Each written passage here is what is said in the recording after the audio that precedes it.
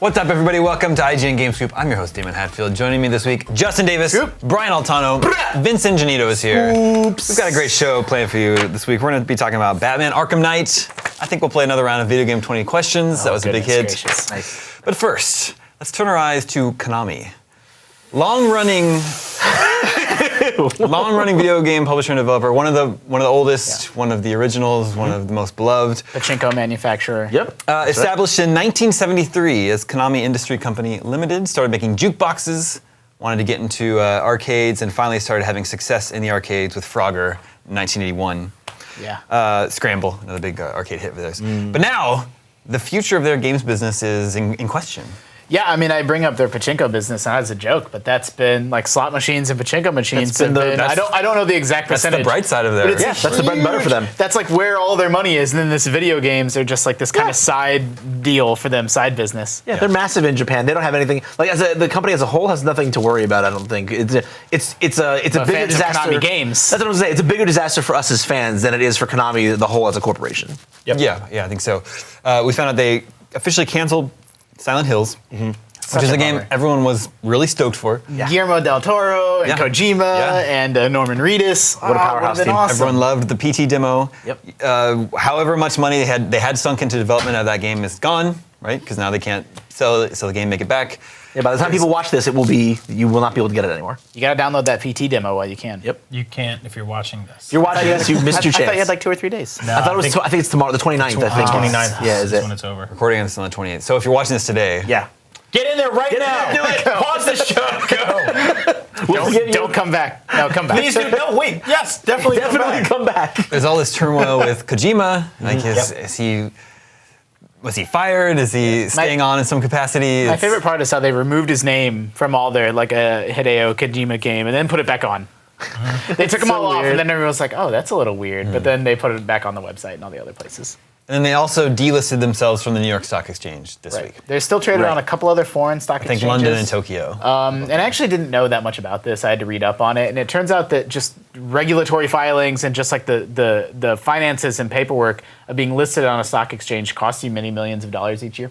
So it sounds like it's just a cost saving. They said very, very few people were trading Konami stock on this stock exchange, and it was kind of expensive, and so it sounds like kind of a desperate move, like just to save a few $1,000,000, but I guess I can understand it. Like if it's not getting you anything and you're still traded elsewhere, it's kind of like, well. Yeah. I think also part of the alarms go off in our heads when we hear things like that, but we forget that we're just one market, and this is a company that operates, primarily the bread and butter of its businesses in Japan. So. It does remind me of when Sony sold off a bunch of their actual buildings. Yeah. And it's like, whoa, that's when you're in like, maybe it's not like 5-alarm territory yet, but things are not good.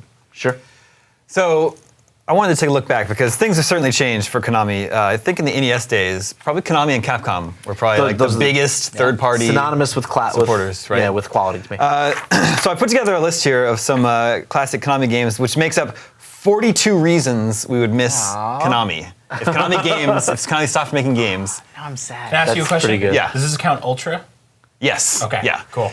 Anyone that doesn't know, Konami was making so many games for the NES back in the day. Nintendo, in order to attempt to manage quality control, would limit the amount of games any publisher could release in a year. So they wouldn't just spam it with shovelware, which makes sense. So Konami was like, "Oh, we'll start another company and release games." Really smart. That. Yeah, it's a really smart thing to do, and it was just so they could keep putting out more and more games. It's the opposite of the problem they have now. Yeah. Who is this Ultra? I don't know. Like that's something you can never get away with. No, we've never heard of them. Their logos were similar. Their box art designs were similar. Their games were similar. They just had that. Yeah. They all had the same feel. I wonder if they were fooling anybody. So before we get into the 42, I wonder, do we have time? Can anyone name a couple of Konami classics that you're hoping are on that list? Well, I can name one that's a classic that's also shit, and that's Teenage Mutant Ninja Turtles. It's not. You really think it's the original? Are you talking about the original side scroller for NES? Yes. I don't think it's garbage. You're right. It's not as good as people remember it. There's some really super frustrating, like arbitrarily frustrating levels. Sure, that game gets impossible, but it was still a good like NES game. I mean, the sequel was great. The arcade port, which I mean, people look back at that and they don't really like it, but I actually thought like that was one of the first times I was able to take a game from the arcade and play it at home, just like that. What about Turtles in Time? on Super Nintendo. Now that was We'll get there. Yeah. So just so you know, I try not to spam like when they release TMNT games in the arcades, NES, Super Nintendo. So I try not to spam everything. Yeah. But Yeah, I do thing. have. I got one on that I want on there that I'll be disappointed if it's not, but let's see if it's there. You want to say it ahead of time? No, I'm gonna keep it in my pocket and we'll see what happens. If we start with their arcade lineup, Frogger came out in 1981, and that really put Konami on the map.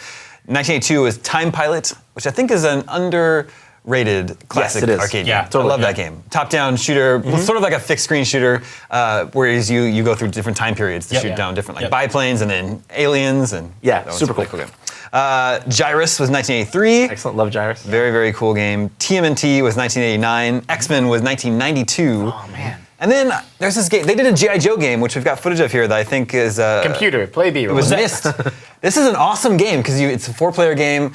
awesome. A run and gun shooter. You just run into the distance It and looks shoot just like the forces of Cobra. Is this a space harrier? Like It looks a little bit like Space yeah, except you Harrier, can't fly. But yeah, it's that type I of game. loved games like this when I was a kid, especially Yeah, me too. the. Look Look at all that this, stuff coming in the distance. this is a 4-player co-op arcade game, which is pretty awesome. And you got the classic G.I. Joe vehicles in there. Yep. It's really That's good. cool. It's not canon though because those lasers are actually hitting somebody, which never happened on G.I. Joe. No one has ever successfully hit a shot on G.I. Joe. And then maybe people forget that Konami started the whole music game thing. That's right. In 1997, they released Beatmania in the arcades, and they also did DDR. Yep.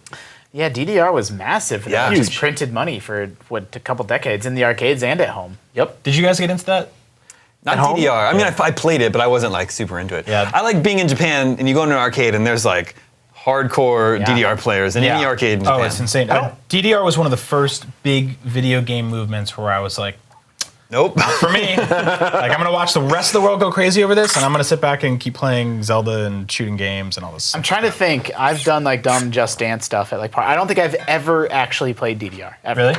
I mean, I can't think of a time now. Yeah. It was one of those things I just wasn't. I had the into. track and field mat for the NES. Does that count? Same thing. The power pad is kind of, That get a lot of use. We bought it when I was in high school, and wow. so we would have parties and drink. And I mean, it's not.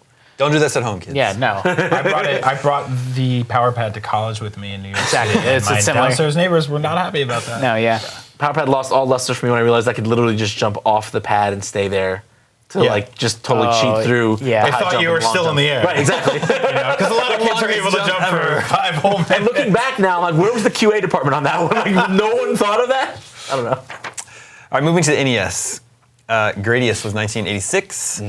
Castlevania was also 1986. Goodness gracious. Now you're getting into my era right here. Those are two of my favorite Konami games. After Gradius came, How about this one in 1987? How about Goonies 2? Goonies 2. Yep. The unofficial sequel to the movie Goonies. Which my good friend Ryan Scott loves, and I hate this game. And we've been debating this for years. I don't know why he loves it so much. It's a sequel to the movie, That sort of. includes the same villains That includes the same who were villains. arrested. Yeah, which makes no sense, and you have to save a mermaid. Yeah. And the song that plays the entire game is an 8-bit remix of a Cyndi Lauper song. Which appeared in the Goonies film. I think it usually goes. Yeah. Look how it's like this crazy combination of like 2D side scrolling and like almost an adventure game. Yeah. It's really cool. And yeah, there's a lot of NES games that did that. Weird game.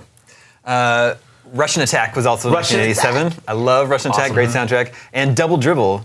So like, I've never been into sports, but as a kid, I would play played the sports heck video out of games Double like that and Yeah. Tecmo Bowl. And Double Dribble was great. When they went to that close-in shot Yeah. of like you doing the I was like, whoa! I was like, the graphics. exactly the graphics. So another game that's probably on your list, Blades of Steel. Like that, there was just an era back then of With the pass, with the pass. No one knows what that guy's saying. Lift the pass. Lift the pass. If you're watching this and you know, this has puzzled me for decades.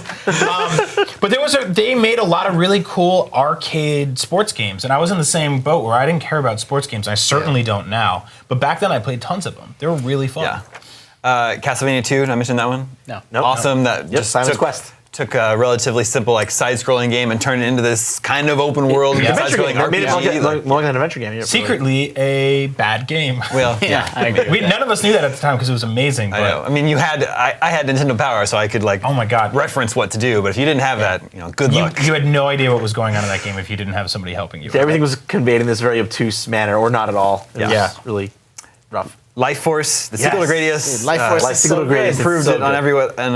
I like the bosses in the game. I want to talk about like, Gradius is really really smart for its time. Like it wasn't just a 2D shooter. Like it had that power-up system that made you. It gave you had to choose how to spin your power-ups. Right, and like it was really risky, like which direction you were going to go with your power-ups and which one you were going to like cash in and get, lock in like a certain power-up. And the what were they called? The little trailing options. Yeah, the options. Options. Which is kind of a weird. Like, why did they? And Life Force kind of improved on that in every capacity. It was 2-player co-op. It had these top-down and side-scrolling levels, and it sort of felt it was paced very. It was like Contra with spaceships, basically, because you went from top-down to left and right. And it had a couple levels. I don't know if you guys remembered where it would just get incredibly fast. Like especially at the end, Yeah. it's like the self-destruct, escape the self-destruction. That was actually, it's probably in my top 5 NES games, one of my favorites. They did Top Gun. Yep. The game where it's impossible to land. On the aircraft And refueling was hard too. Refueling was super hard. Everything in that game was impossible. And Metal Gear, of course. Now, I heard of that game. Who's I feel asleep. Yeah, see, I like the original Metal Gear. Oh yeah, because we were having an argument about History of Awesome, and I was saying the original Metal Gear was really good for its era, and everyone else in the room said that game's trash. I'm like, no way, the original Metal Gear is good. Like For its era or for now? the time, I think. yeah, I mean, it was a good NES game. Like it was stealth, and it had all these different, like you had to plant the C4. It was nothing like it at the time. I'll give you that. And it was also like epic. Like it just kept going. I really enjoyed it. I thought it was just a really cool original game at the time. And yeah, obviously it's been eclipsed in every capacity, but especially if you look at the Game Boy Color version of that game, which is way better. Oh, it was really good. The Ghost Babel? Is that what Ghost Babel. It's like the original. It was like kind of an open world. Like you're just set in the jungle, and then you have to navigate this semi-open map and figure out how to get into the compound. And it was was just great. full of English. It was. I feel asleep. The truck have started to move. So just to recap, in 1987 alone, we got Goonies 2, Russian Attack, Double Dribble, Castlevania 2, Life Force, Top Gun, and Metal Gear. It's amazing. In just that 1 year. It's amazing. That's because they made a basketball. They're like, yo, where have you been for the last 3 weeks? Hey, I made a basketball game. It's ready to go. All right, in 1988, the NES port of Contra arrived, right? Which is how most people know that game. Yep. Yeah, I don't know if I've ever played the arcade one. The aforementioned Blades of Steel, which I love the up-close like fist fights. Yeah, they're so good.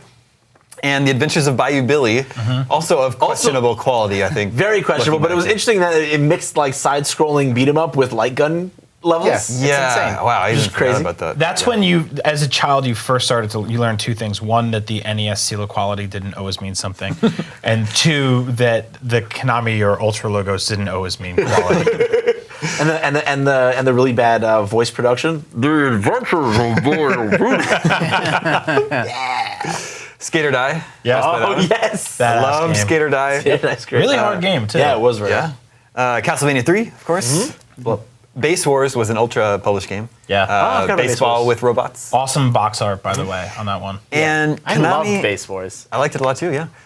And Konami published King's Quest V on the NES, which is how I played it. Really? Yeah. I totally forgot about So that. in 1992.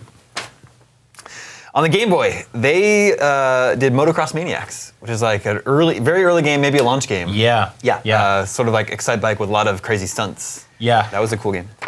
And of course, all of the Castlevania portable games. GBA started with Circle of the Moon. Such a 2001. great bunch of games. Which is a really interesting story behind that game. When they were developing it, I believe that the Game Boy was still supposed to be backlit. So the game is like, it's dark actually as hell. it's very dark. And then when you actually went to play it on GBA, which wasn't backlit at all, it was like pitch black. Yeah. So you could only play that game underneath lights or worm lights. You needed the worm light. Yeah, you needed the worm light. I heard it different. I heard that when they were developing it, they were using development kits, right? And so they were seeing it on a screen, Like way brighter, right? And then when they actually, they never actually tested the game or tested it very little on an actual GBA. Yeah, they had a bunch of launch games at the GBA, like Konami Crazy Racers, which was their remix of Mario Kart, but it had Snake in it and the pilot from Gradius and Dracula, like a chibi Dracula from Castlevania. And is it Mystical Ninja? Yeah, he's in it. Yeah. And Mystical Ninja is another Konami game. Is another Konami game. Yeah, so Mystical Ninja was in that. So Circle of the Moon was so dark, and they got criticized for it so much that Harmony of Dissonance was like really, really bright. It's like neon, yeah. But now, if you play any of those on like a DS or somewhere that does have a blacklit, it looks awful. They just can't win. Where was it? Oh yeah, Castlevania Dawn of Sorrow was the first one to go on to DS in 2005, and Contra 4 was 2007, developed by WayForward. Yep. Contra 4 was underrated. Yeah. It was a late in the life DS game. Maybe people had it had lost its luster, maybe. Going back to the Super Nintendo, Gradius 3 was a launch title, which I think was pretty good, except it had a lot of flicker. It was like it had a lot of flicker, but so did its main competitor, Super R-Type. Also had pretty much the same problem. They're both the same kind of slow-paced side-scrolling shooters, and they both suffered from this. Yeah, it was actually weird to me as someone who grew up on Life Force to go and play R-Type. Yeah. Because it was So much slower. so much slower, and so much more punishing in terms of like checkpoints and stuff like Oh that. yeah. You die in R-Type. You die in real life. That's right. That's how it works. In 91, they did Super Castlevania 4. Yep. Which is Castlevania 4 just with Super in the front of it. Yeah.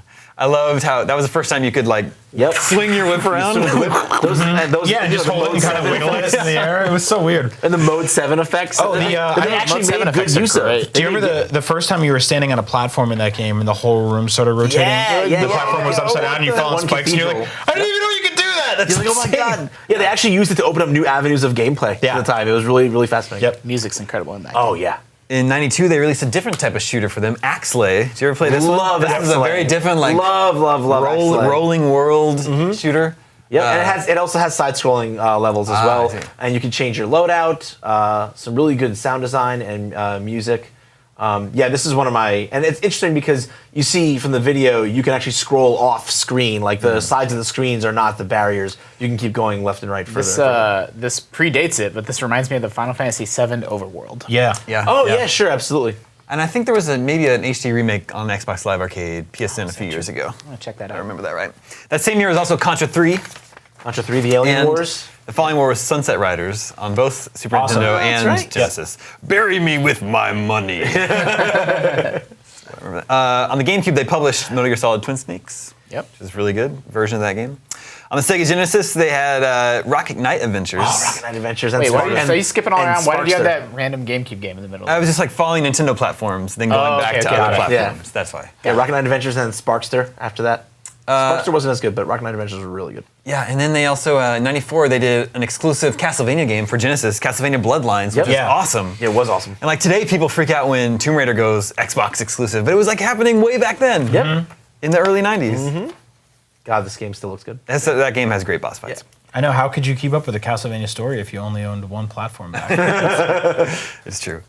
On the original PlayStation, they did Suikoden. Yeah. Yep. Beloved Underrated RPG. Absolutely. Suikoden 1 and 2, incredible. The other one's not quite as much. Yeah, But I'll agree with that totally. Suikoden, I don't know. I can't even say enough good things about that game. Vandal Hearts was a great I love Vandal. strategy RPG. I didn't think that was going to be on this list, and I'm so happy that it is. Yeah, I love that game. The Love first Vandal time you kill an enemy and it's this like blood geyser of erupting blood erupts, I was like, oh my god, this is awesome. Whoa, this is the best game I've ever played. Yeah. Of course, Symphony of the Night, the blueprint of the whole modern Castlevania. Fun fact, Justin's second favorite game ever made. Well, Second it's behind Super also- Metroid. Yeah, which is also Yeah. Super Metroid. That's a pretty good Also- one too, Justin. It's the start of Symphony. Symphony of the Night is the reason Metroidvania is a term. Yeah. That inverted castle, spoilers. Oh, that's like such an epic twist. You have to say spoilers first, and then that's how spoilers work. It's been like 15 years. I know. It's fine. I know. In Longer. 1999, the original PlayStation was when Silent Hill came out, and I remember those cutscenes were very impressive for the time. Yeah, like something else. super realistic facial animation. On the PlayStation 2, of course, Metal Gear Solids 2 and 3. PlayStation 3, Metal Gear Solid 4. And the 42nd reason why we would miss Konami is the Konami code. Of course. You can use the Konami code on many websites. Yeah. There was a Gradius game where if you used it, it killed you. Is that true? Yeah, Yes. that's correct. Actually, I think in most of the Gradius games, if you used it once, you would get 30 lives. Yeah. If you entered it a second time, you would die. You would die. That was a lot. I think several of the games were actually like that. So I'm very sad though. The one game that I had in my back pocket. Well, which one? It's not on there. Stinger? Really? Can I kiss you right now? Is it really Yes, Stinger? it's Stinger! Oh my god! It's really funny. I was thinking about that because we were going through all those classic shmup games. Yeah. And Stinger is the one that really sticks out to me because it's such it's one of those games you get as a gift when you're a kid. Yeah. It's the only way to get it because no one walked into the store and was like, I want Stinger. Right, because it's got these weird spaceships on the front with boxing gloves for hands. The game starts with this guy that looks exactly like Dr. Wily, and he gets in a spaceship, and he just like with his eyebrows, and he goes into space, and you're like, thanks for the story. Yeah, the whole thing's this weird acid trip up in the clouds with these shooting bells and birds and all these. It's part of the Proteus Hold on. series. Shot in the dark. Guess who the first main boss of Stinger is? I don't remember. Take a guess. Name anything in the world. A Whopper. It's a watermelon that shoots seeds at you. Why? Because why not? Because why not? Yeah, that was Proteus was all. They took the Gradius concepts and ideas and just kind of. I can't believe Parody Gradius. That's so funny to awesome. me, man. Good work. Yeah, I was aware of Stinger. I was trying to pick games that I thought at least somebody would have heard of, but I didn't realize Stinger was so Stinger beloved. This is the only room in the world where there's two people who remember Stinger. Including at Konami. Exactly. They're like, what? I don't know, because I liked Proteus too, and there was Sexy Proteus also. Yep. Although I don't know if that was actually released over here. But that is just a small sample of what Konami, What a legacy. right? Yeah, unbelievable. Produced over the years. Well, then it's crazy that you can do so much good. Like, you can do everything right, just hit home runs decade after decade. But if you have, like, a few bad years in a row, Yeah. it's like it's such a tenuous business that you can be in big trouble. It doesn't matter what you did for the last 20 years. Yeah. In particular, right now, right? It's like you could dominate the 80s and 90s. Yeah. But in 2015, you screw up once. Yeah, And that's what I mean. Yeah. It's because of the economics of scale. You know. Yeah, think about how expensive Metal Gear Solid 5 must be. Yeah. Like all the Yeah. years that game has been in development, the production values are through the roof. Like, If one of those 10 games they released in 1987 didn't do well, and I'm sure one or two of them or five of them didn't. Yeah. You know, I'm sure they were fine, but you can't. Stinger sold 25 million copies. on launch day. On launch day, yeah. People bought NESs for it. A lot of people hated watermelons back then.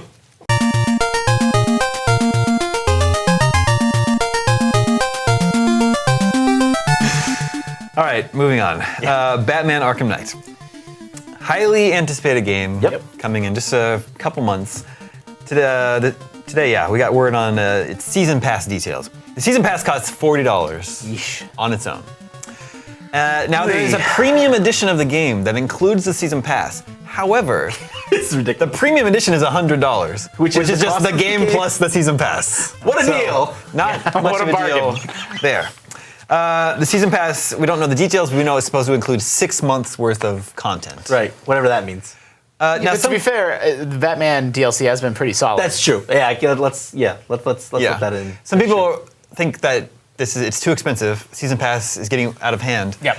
I don't know if you guys are aware of this though, that both Black Ops 2 and Black Ops 3's season pass is $50. Wow, Nuts. really? Yeah. Is that true? It's just nuts. Yeah. That's another game. Yeah, it's another Yeah, basically another. So now they're getting you to pay twice the amount of money, basically, for video games. Yeah, We and don't know even- anything about they just said the amount of content, right? We don't know Right. anything about what it's The link, yeah, you'll or- be getting content for 6 months after release. So They've explained it in vague terms. Oh, it'll be advanced challenge maps and skins, and they have not said anything specific about it. And that's the big problem I have with it. More than the price, it's the fact that you're putting a pretty large price tag on something and telling me that it's part of this premium experience, but you're not telling me what that experience is or why I should care about it. I read the news story for this today, and I said the same thing to myself, almost into the camera, where I was like, "Wait, what?" Because they're like, "Yeah, but we can't really say what it is yet, but we promise you it's going to be good." And I'm like, that doesn't mean anything on me. Like for that kind of money, especially. Like I do not understand. Games are becoming more and more expensive, and you need to offset those costs To make. in some capacity.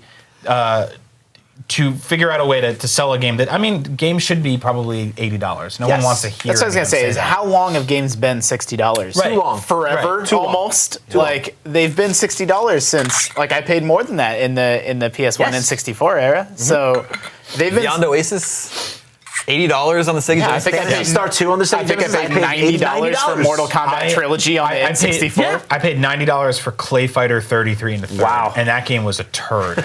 but even though those are exceptions because they're cart games and they're expensive to manufacture. But even outside of that, games have been $60 since the original Xbox and in the 360. So Yeah. like A, there's inflation, so $60 is not $60 anymore. It's 40 some. And B, games are more expensive to make than ever.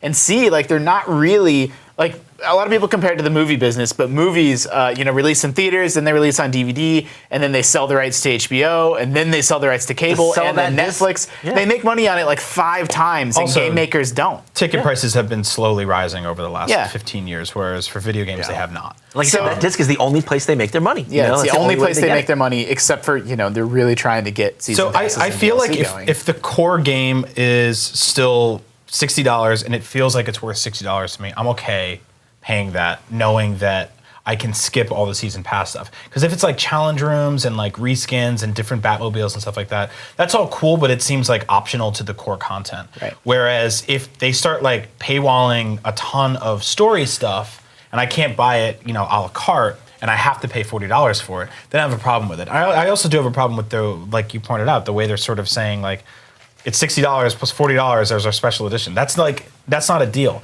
That's like if I gave you a special edition $15 that was just a $10 bill and a $5 bill. There's always 2 ways to think about it. Like games like Call of Duty or Halo will sell usually a set of 3 maps for $10. That's kind of the standard.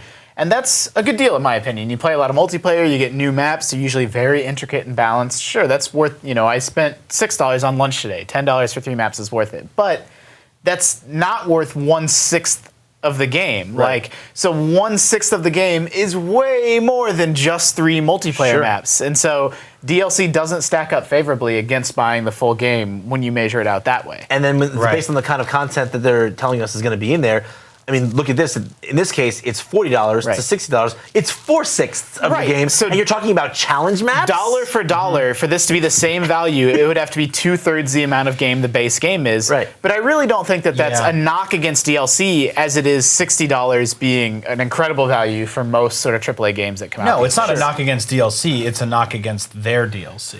Because if Yeah. you look at what like Nintendo just did with Mario Kart, it's incredible. Which is basically put out a fourth of the game for $10 or whatever. I think it that's the is. best DLC ever. Yeah, It's up there. I think so. I mean, In terms of sheer value? Actually, I yeah, have a question about you that. have We'll get to. four new cups. You have like 8 new characters, 8 new carts, like all for like I think it was $10 or something if you bought it all together. That's a good deal. Here's our look at season passes. I beat Far Cry 4. Yeah. That's the only AAA game I've beaten in the past 6 months. So I'm totally going to play Batman Arkham Knight. I'll spend a good amount of time with it. Will I beat it? I have no idea if I will ever be able to beat that game. Did you- Much less ever explore any of its extra content. So Did you do the Yeti stuff in Far Cry? I didn't even do that extra yeah, stuff, I didn't no, either. yeah. And like, I don't know if I would have had I bought the season pass beforehand. There's not enough time But I do know to that play all the games. No, there isn't. But I do know this: that like the Yeti stuff, which was interesting to me because it Yeah. was single player, and that's how I played most of Far Cry.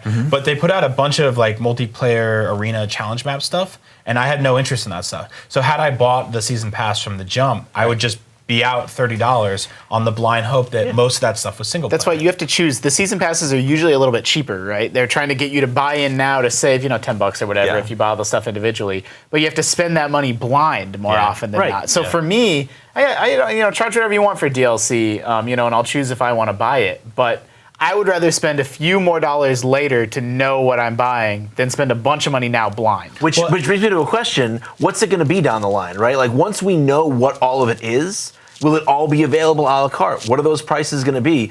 Are people going to be penalized for waiting? Right. So if this is saving, then it could be even more. It could be like $50 worth of missions and challenge maps and stuff. Well, like I was all hopped up on Star Wars last week after Star Wars Celebration. hopped up on the Star Wars. Yeah, it was right back in me.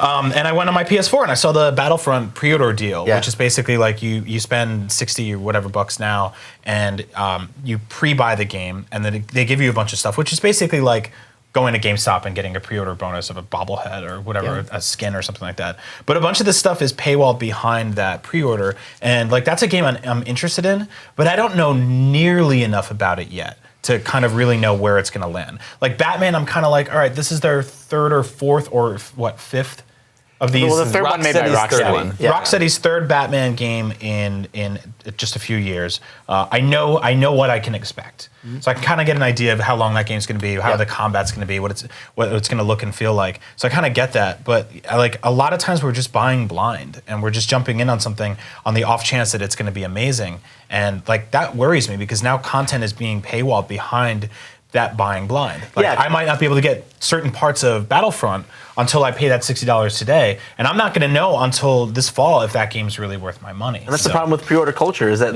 they know that people are losing reasons with the advent of digital. People are losing reasons to want to pre-order their games, so they're trying to create reasons because they want to make sure people get their money down and get bought in and get their game before dissenting opinions kind of spread and people know they don't want it. It's really, really, really important for retailers.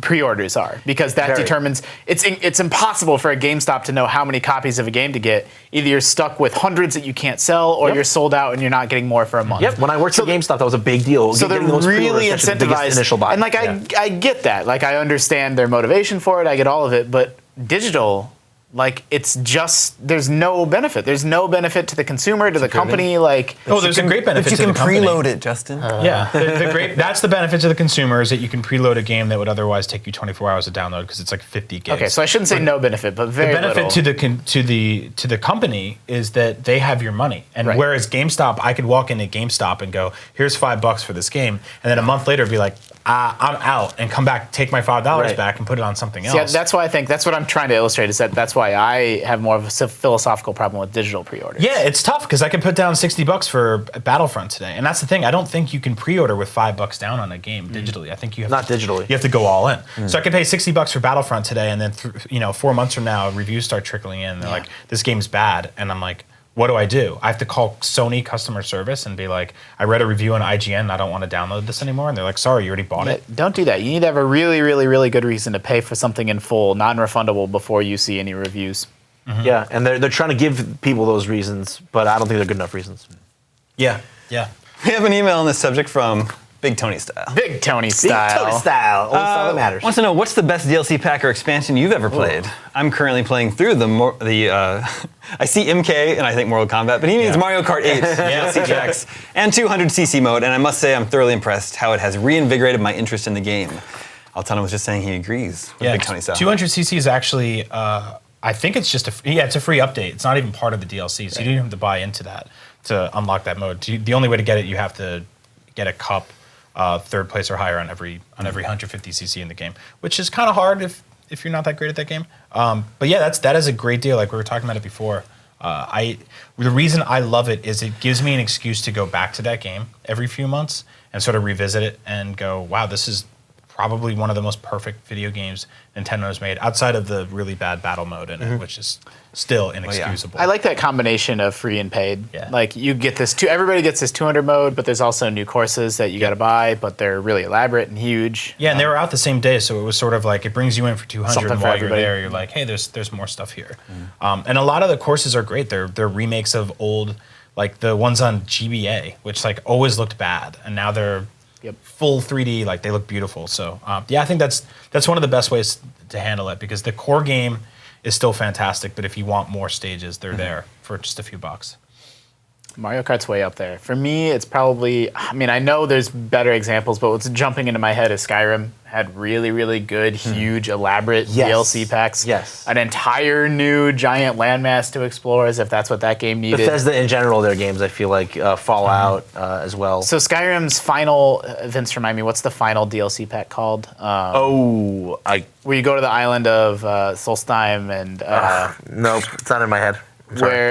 Anyway, that one is especially impressive because it adds a whole new quest line, but it not only does it add this new area to explore, but it's as densely packed as the rest of Skyrim is. So there's inns to go in and side quests to pick up and people to talk to, and dude's just hanging out that has his own little story that, like, what percentage of people are ever going to find this guy on the docks and talk to him? And it was like $15, and I'm like... They did the same thing with Oblivion and Fallout 3, just these massive, massive sprawling add-ons that added entirely new explorable areas. It's from like the era of expansion packs. Yeah, and I like that because I feel like a lot of story DLC is way less common nowadays than I think something like multiplayer maps. They usually fake it. It usually feels like stuff that was carved out of the main game and then put back in. Whether that's fair or not, that's how it feels, and Skyrim stuff did not feel that way. I thought what they did for, what was it, Infamous? Last year or this year? That was actually really cool. First standalone, right? Yeah, it was a standalone like package that was. It became standalone, Yeah, it's basically that lives in that same universe, but has you playing entirely different things. It's totally different. It was one of the characters who was kind of like not a side character, but she was one of the characters you meet during the main game, and everyone kind of unanimously agreed that she was probably the most interesting character. Yeah, because she's a crazy hoarder woman that lives in a billboard. She was great. Who's kind of a sniper. What's her name? Neon or whatever? Yeah. Her name is Neon. It's a video game. The couple that always stand out to me are Undead Nightmare Yeah. Yep. for Red Dead Redemption, Yep. Yeah. obviously. And then there were really good ones for Dishonored, where you do play as one of the bad guys from the main game. Yeah, I guess like Lost in the Dam counts too, right? For Yeah. GTA. GTA's Ballad are of the really Gay good. Wait, are we still getting GTA 5 story DLC? It's been so long. Yeah, we heard a long time ago that they were doing that. It's out on PC now, so Yeah. maybe they're finally gonna. Yeah, they probably wanted to get all of that out there. If we're going to talk about story DLC, though, I think that Left Behind, for Last of Us Why has didn't to I think be of part of that conversation. Yeah, that was great. And that was the reason I don't really like story DLC a lot, because it just feels so small in comparison. Like actually physically the environments are so tiny. But I liked that because you're kind of revisiting an older environment, Yep. but from a different perspective. So, and it actually weaves in new environments and old environments, and it weaves right into the story, which was really smart of sort of being like, this is how you played this game as Joel, and now you're playing as Ellie from the flip side. Provides a whole different context for that character, too. Very, very, very powerful. I think it's crazy that the first DLC big controversy that I remember is horse armor in Oblivion. Everyone, it became like a meme for years. Horse armor, it still is, but now that's what people want. They're like, I want, like, let me pay $1 to customize my character. It's so odd. Like, I just want a cosmetic thing. I don't want to be able to pay to get ahead in the game. I just want to pay for something that looks cool. But back then, everyone gave them so much crap for it, but it's really flipped since My then. friend called me up a couple years ago, and he's like a kind of casual gamer, and he was just like, hey, I'm playing that. Have you played that game Godfather for 360? Wow, that's a deep And I'm like, cut. yeah, the EA game. Yeah, I and played he's that like, game too. I'm like, I'm actually playing it on Wii now because someone had given me a copy on Wii, and it was like you could strangle people with the Wii remote. It was, my it was God. pretty interesting. But that game was one of those like special edition sort of ports where it had everything in it, and they didn't really have a pay model to buy anything. So he was like, oh, did you get the Gatling gun or whatever? I'm like, yeah, it was really cool. I found it in this level, and he was like, I had to pay $4.99 for that. And I'm like, what? And I'm like, how many guns did you buy? And he's like, I bought all the extra guns in the game. And they were like a couple bucks each. He had spent like $20 or $30 on guns for like a movie-based game. Wow. And back then that shocked me. But nowadays it's like totally common. It happens all the time. So he's the guy. Yeah. He's the guy that's He's like, the who's whale. doing He's all the this whale. stuff? Yeah, Yeah, 'cause he's the whale. Yeah. He had a tough time with the mission. And he was like, I'll spend $5 to get out of this predicament right now. You know, like I do it on mobile all the time where I'll be playing a game that's free, but it's $1 to get rid of ads, or it's $1 to like double the coins you're getting, or some Yeah. dumb stuff like that. Yeah. Coin doublers and paying to get rid of ads are more reasonable to me Yeah. than other shenanigans on mobile.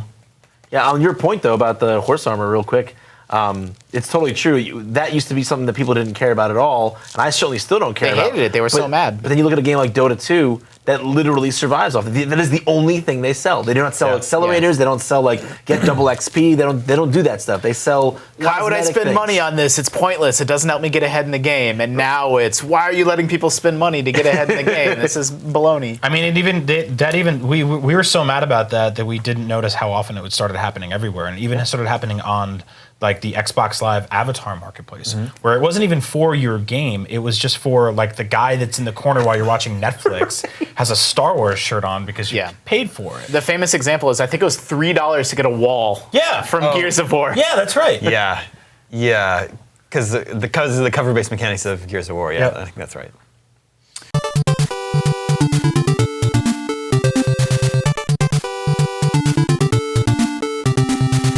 Let's check in with the listeners. Hey, listeners. Listeners, remember you can always reach us at the email address gamescoop@ign.com, just like Jack Martin did.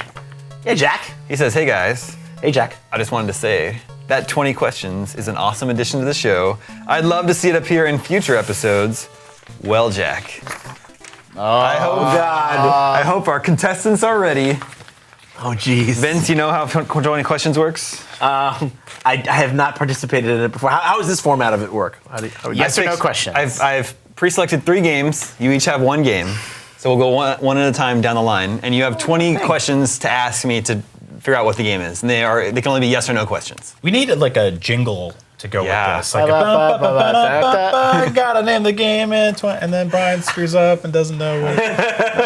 Yeah, this is fun for everyone but me. I was really bad at this last time. No, but like if you get lost in the question, Right. Oh my God. I don't know. I feel like I'm either going to be really good at this or really, really bad at We've it. done this twice so far, and so far everyone has chosen the game, named the game, so no one has Oh, lost. thanks for putting the pressure on me, pressure. David. I didn't lose last time? I came No, you close. got it. You had like picked it. 18, I 18 think. questions. All right, Justin, we'll start with you. All right. Did this game originally release before 2000? Yes. Okay. Did this game originally release on a Nintendo platform? Yes. Did this game originally release on the NES? Yes. Was the developer Nintendo? Yes. Oh wow. You're playing this really smart. Yeah. I wanted that. That's my. I would love this one. Is it a Mario game? It's not in like the Mario series. Is it one of the Super Mario games? No. Okay. But that was a little. See, 'cause this is when you get in the mid. I think I know what it is now. You got plenty of questions to go.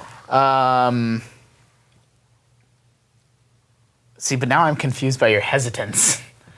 So get like a follow-up. Get like a clarifying follow-up. From what I gather, Is Mario? Is the character Mario? Does he appear in this game? Is his name Mario? Is it? With 90% certainty, I can say yes. Is it? Well, wait, because is it Punch Out? Can you be more specific? Is it Mike Tyson's Punch Out? Yes. So I knew that Mario was in it, but I don't know if they actually called him Mario. I don't think he's. That's why I asked that question. I should have just Right. asked Punch Out. that's right.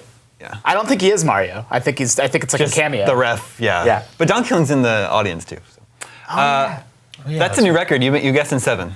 And it would have been 6. I'll take 7. Okay. All right, good job. Brian, you ready? Was it a game released before January 1st, 2000? No. Great. You're fine. Is it a? This is when it gets hard. There's so many more platforms after this. Yeah. You got to ask a question where there's like 2 consoles back there. No, ask about console manufacturer. Is it a first party game? No. See, that could have opened a lot of doors, and now it created a lot of dead ends. Was this game a PlayStation game? Not at first, not originally. Okay. Is this an Xbox game? Yes. Okay. Originally. The original Xbox. The original release was on Xbox. Okay. The Xbox. I'm trying to get you to say stuff. Not wasting questions. Is it a shooting game? Like by definition? Like Is it a game where you primarily are you asking me if the genre is shooter? Yes. No. An Xbox game where you don't shoot games. There weren't many of them. So this many of narrows those. it down a lot, actually. Not a first party. Actually, game. I actually have to clarify something with Justin. Justin, originally, this was originally Xbox? They're yelling no in the control room. No. It wasn't then? No. Okay, I give you back. I thought it was a timed exclusive on Xbox, but it wasn't. So I take a question away. What are we on 5? What are these shenanigans? This is Wait, we took a question away. Where are we in my brain? it's a So what do we know? It's after 2000. Yeah. It's multi-platform. multi-platform game. Yeah. That's it. not a shooter. Okay. And we don't know what platform it's on.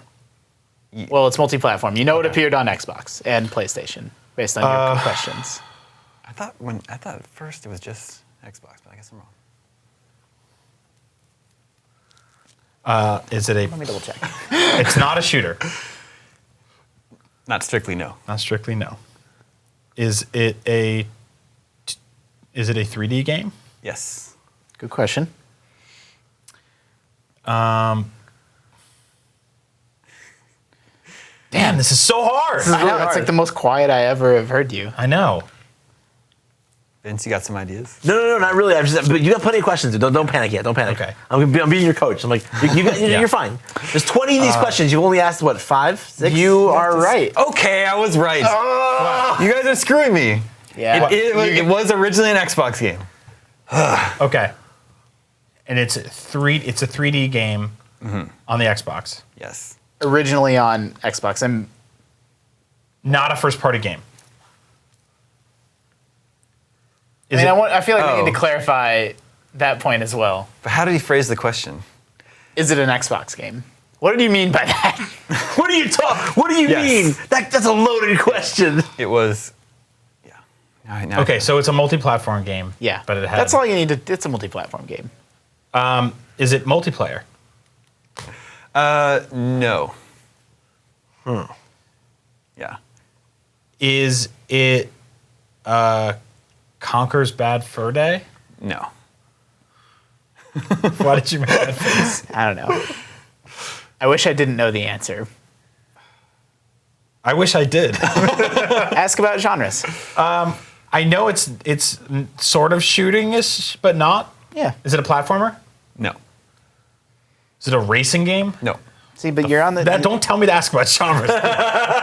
You're eliminating huge swaths of game with those no's. No's aren't bad. No's are okay. Is it a Grand Theft Auto game? No. Is it an open world game? No. No. I would say no. I have to admit, this is pretty tough. This is really hard. This Okay, is really this tough. is not just me, No, right? not just you. This is pretty tough. Do you have any suggestions for questions? You can be my lifeline. I was gonna eliminating genres is really good. I'm racking my brain for you know what? Just see if you can ask a question about what kind of main character it was. Like, was it a ninja? Was it a soldier? Was it a I don't know. That might All right. I don't know. That might narrow things down a little bit. Was it a cartoony game? No. Was it rated M? Yes. Okay. That was a really good question. Thank you. That was a really good question. So it's M-rated Xbox game. It's not Not- open world. Not really a shooter. Not really a multiplayer. shooter. Not multiplayer. And it's not cartoony. Also, like my remembrance of like the big games on the original Xbox is There's like is brute thin. force. Help them. Yeah. I was thinking brute force. It's a game for that. a while. I was thinking Yeah. about brute force. Me So too. yeah. this is it's a game from the Xbox family. Yeah, we That said was it's on Xbox. It was a miscommunication. Maybe back not the many questions original ago. Xbox, but it is on an Xbox. Oh, so it's on an Xbox platform, but Right. not necessarily the Xbox. Correct. Okay, you got to nail down the platform then. That's what you got to do. I agree. You Is have it to an know- Xbox 360 game? Yes. Okay, Well, I knew that. I didn't have to waste that question. Oh, really? Because in my head, I thought we were the whole time. I thought they meant it was an Xbox. No, they were hinting us to be like, it's not that. Is it? Fucking what's that cameo? I was just thinking that, but no, they said it's not cartoony, It's And not. it's also not first party. and it's.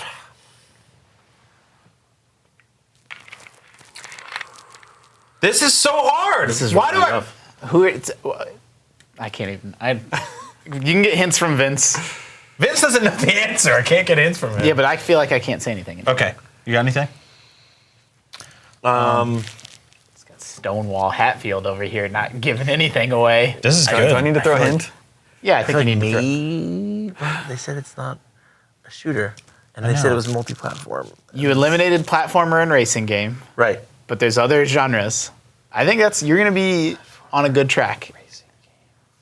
There's a major genre you guys haven't hit on. Oh, right. Can I ask the question for you? It's No. it's not first. It's not first person because it's not a shooter. What else would you do? Oh wait, but you're saying it's. But you said it's Is it a fighting cross-platform. game? Is it a fighting game? No. But you said it's cross-platform. It eventually, yes. It eventually was cross-platform. Man. Is it a party game? No. Throwing questions in the trash. What's the biggest video game genre? Probably. Well, Besides shooter, which you already eliminated. The biggest one left. Action is what I would say. Nah. That's the biggest. I mean, RPG is what I would think, but No. What did you do with your face? Is it an RPG? yes. What? But then I'm trying to think of cross-platform RPGs on the 360 that started as a 360. But it's not multiplayer. God.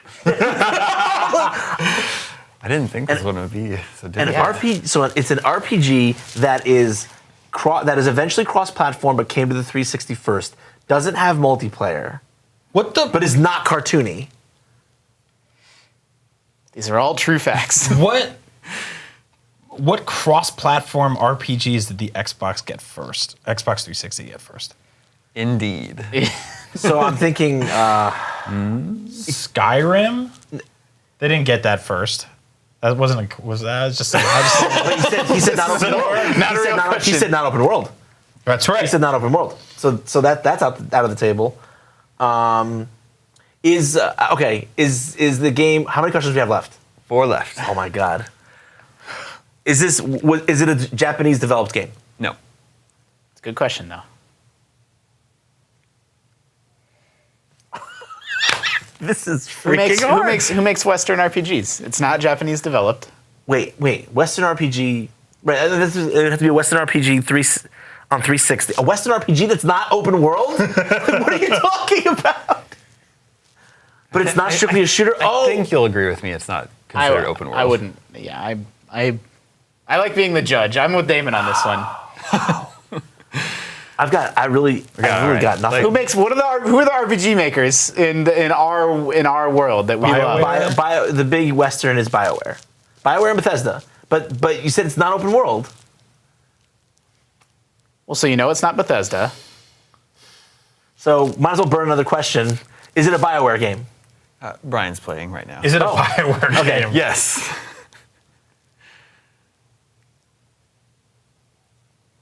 Two left. 2 left. Let's make a dash for her home plate. Try to steal home. You know what platform it is. You know who the developer is. I know, but that doesn't stop the fact that there are large chunks of my brain. Oh my god. What? Oh my god. Are you freaking kidding me? What do you mean, am I kidding you? Are you You're the one that kidding took me? 18. What is it? Are you ready? Do you want me to finish this for you? You can give me the question, I'll ask Damon. Okay. Like our parents are fighting. Is it Mass Effect? Is it Mass Effect? Are you asking me if it's Mass Effect 1? Sure. No. Is it Mass Effect 2? Yes. That game, 20 in questions. what world is Mass Effect not a shooter? It's an RPG. It's an RPG. It is a That's not hybrid like- RPG shooter. Well, I mean, that's like, that's that's a very misleading. It's not a shoot. Like I'm not with trying to Damon. mislead you, but I'd like Call of Duty is a shooter, right? Right. Sure. Mass Effect is more of an RPG, right? Absolutely. No, that's true, but it's like especially Mass Effect 2 was so much less RPG than Mass Effect 1 was. Isn't and Mass so much Effect- more shooter? Mass Effect 2, you're primarily shooting things. Your main mode of combat is shooting. The only Yeah, but mode come of on. combat is shooting. Your things. primary mode of combat in Final Fantasy VI is hitting things with a sword, and that doesn't make it an action game. How is I would call Mass Effect an RPG. That's because you're hitting things with a sword in No, a turn-based RPG. Mass Effect is an RPG. I'm not saying it's not an RPG, but I'm saying I was not trying to mislead you. I just think it's more of an RPG than a shooter. Sure. I don't think I say when I think name some shooters. I don't think that Mass Effect. but he also did ask if shooting was the main mode of action though. Yeah. And you guys were like, no. So that threw me way off. I think he asked if it's a shooter. I'm gonna go with All that. right, I'll take the L on that one. I'll get you next time. guys. You got it in 20 questions. That's not winning. That's just barely being alive. Like I said, you stole home. You did. All right, You here did we go. it. Here That's we all go. that matters. Vince. Next up, God. go Last for one. it, Vince. Now I'm terrified. Let's try to keep it going here. Yeah. 20 questions. Okay. Was it made before January 1st, 2000? No. Okay. Did you Is see it- this one? No. Is it on Sony platform? Is it on Sony platforms? No. Okay. Is it on Microsoft platforms? No. Okay. Is it?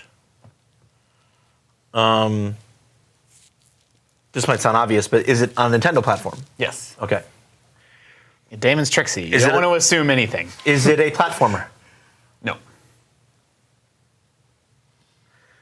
Okay.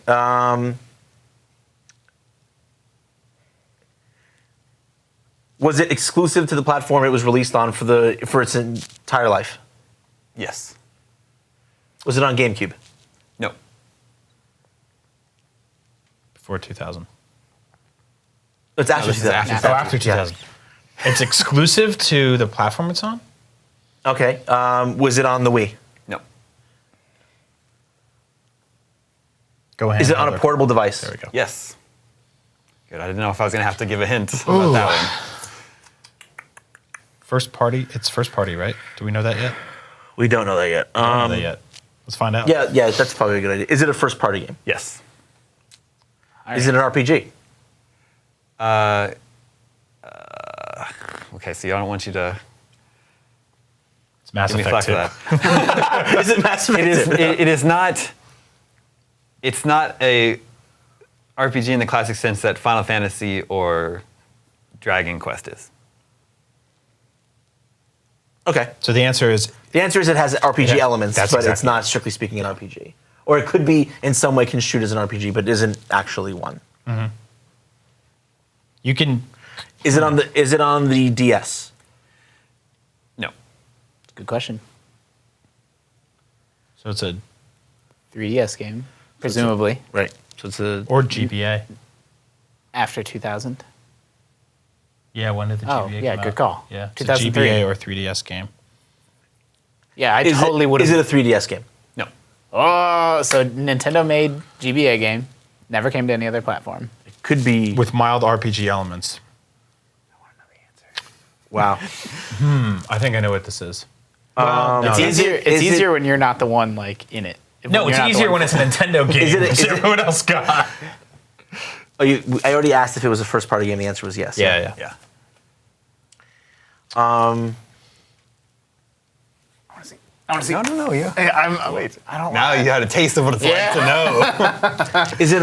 I already asked that. He said it doesn't. It has some elements, but not all. This is tough because I would start drilling into art style because otherwise you're not. Right. Which you can Is kind of it- actually guess what the art style is. Is it a top-down perspective? Yes. It's a good question. Ooh. Is it a Zelda game? Nope. I know. See, here's what the reason. Not to be a backseat 20 question player, but you're playing Damon as much as you're playing actual 20 questions, and you got to know what is Damie like. Maybe that's why. It's 5 because questions left. I know you so well. It's the bro effect. Yep. Bro effect. Can I tell you what I was thinking? What are you thinking? Fire Emblem? Although that's I mean, pretty straightforward. I call that pretty straightforward. That's in the RPG category. But I would not. Okay, so It's a So that strategy also- RPG. what's that? It's a strategy RPG. Yeah, that's totally part of the RPG. I mean, my only guess is since you guys seem to be smugly. I don't know the answer. I'm just saying. So I would say, is it Final Fantasy Tactics? No. first party. First party. So is it Fire Emblem? No. Man, Here we are. we lit 2 on fire right there. How many questions are That's left? 3. I got 3 left. There's 3 left? Yeah. Is it turn-based? Yes. Good question. Maybe. Advance Wars. Yes. Just barely. Nice. You're right. It's not an RPG at all. Strategy, RPG. Yeah. Not an RPG at all. Totally a strategy game. Turn-based strategy. There you Wow, good work on that one. Yeah. Damn. All right. Ooh, doctor. Just barely making it there. Justin did it in 7. You think you could have guessed Mike Tyson's Punch Out in 7 questions? That was I pretty don't think good. so. I just like- That wasn't only just that, to be not fair. You know what that was? That wasn't necessarily so much like, whoa, how did he know that game? Because that's a common game. But you know the exact right questions to ask. That was Yeah. really good. I know. I feel like I'm one round away from being like, was it released on this platform? Yes, Star Fox 64. Because where you were in the point of your game, I was like, oh, it's got to be Yoshi's Cookie, because that's a Yeah. weird one, and Damon's going to try to screw us up to I thought maybe Wario Woods. Yes, that's what I was thinking too. I was also Wario's thinking Woods. Dr. Mario. Sure. Yeah. But those are the earlier games. Yeah, but for me. Oh, for you. For him, right? For him, I'm saying. I was thinking when it was like Mario is in it, but not in it. It's not a Mario game. Yeah. I was like, wow. So that could be a few things. So. He also, he was the judge or the guy in tennis. Yep. He played in baseball. Uh-huh. They could have gone a lot of different ways. I got around. I got around. Yeah, lucky.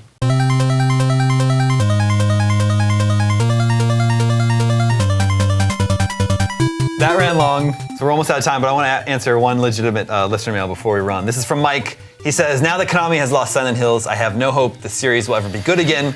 Starting with halfway through part 4, the laughable burping nurses was the beginning. The series has been in a tailspin and is now all but dead to me. My question is, what are some series that you have no faith will return to their peak form?